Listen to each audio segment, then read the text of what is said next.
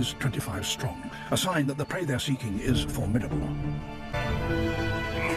These bison are even bigger than their southern cousins and the largest land animals in North America. The wolves will need to work as a team if they're to make a kill. They circle the herd, trying to unsettle it and split it up. The pack focus their attention on the rear of the herd, and the bison begin to panic.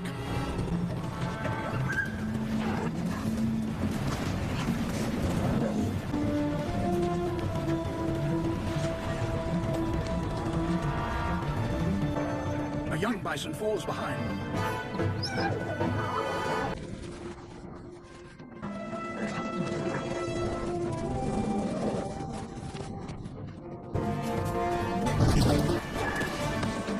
A stroke of luck for the wolves. The kill will feed the pack for several days.